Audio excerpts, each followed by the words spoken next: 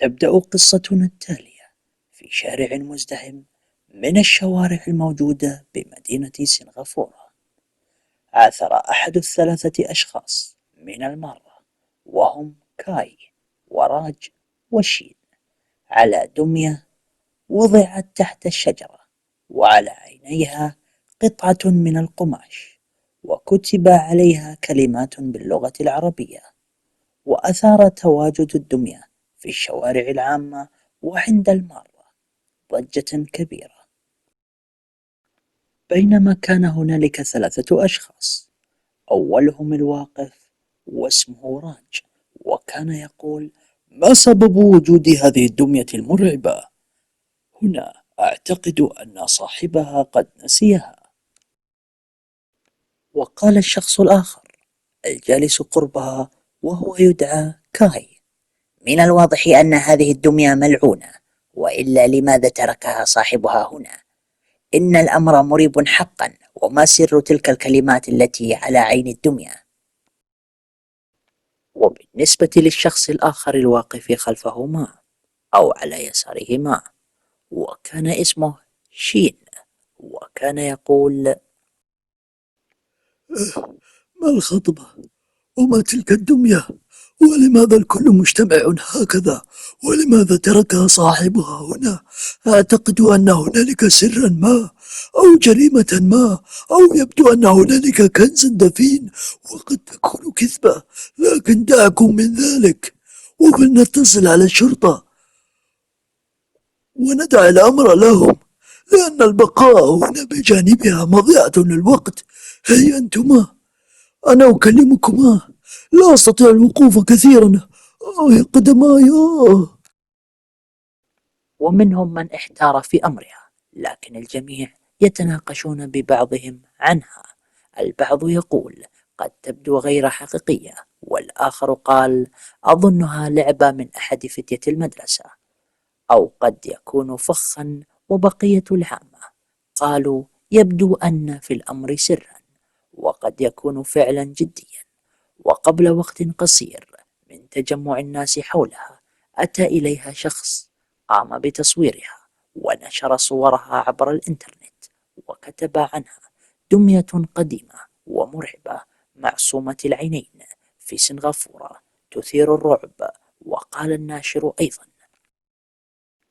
احذروا منها، والرجاء عدم الاقتراب منها، قد تكون ملعونة حقا، على قول لسان مالكها الأصلي الذي قام بوضعها في أحد حدائق الشوارع العامة. فالدمية تنتقل وحدها في البيت من مكان لآخر، وعندما تراها في منزلك سوف تسمع صوت امرأة كبيرة بالعمر، وأحيانا تسمع صوت أطفال أو أشباح مرعبة قد تبدو هكذا: Saya di sini. أنا هنا. منجوكا diri. ابتعد عني. ولكن لغة هذه الدمية هي المايلو، والتي هي بالأصل اللغة الماليزية. في المكان الذي قد تشاهدون فيه الدمية، إذ لم يكن هنالك أحد في البيت غيرها، سوف تشاهدونها وتسمعون الأصوات كذلك التي سمعتموها من قبل، وهي بلغتها الماليزية. وكانت أحد كلماتها: أنا هنا وابتعد، وضحكة شريرة.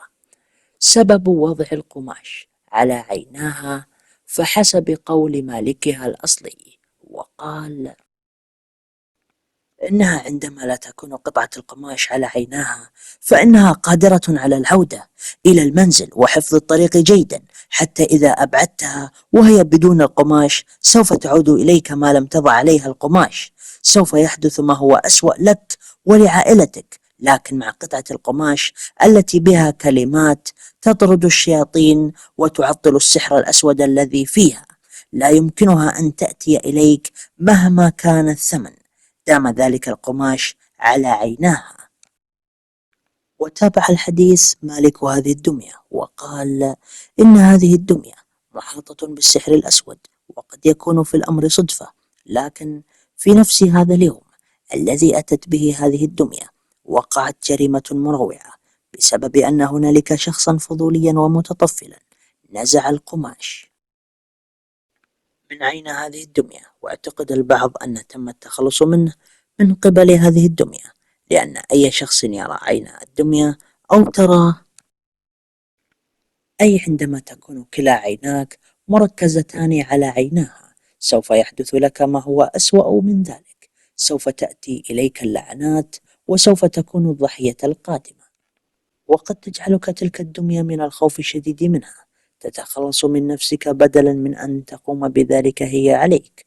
والأمر الغريب هو تلك الردود والتعليقات التي تلقاها ناشر الصورة الخاصة بالدمية الملعونة عبر الإنترنت عن كيفية التخلص منها. وقال مالك الدمية الأصلي لناشر صورة الدمية عبر الإنترنت أن هنالك طريقة واحدة ولكنها معقدة.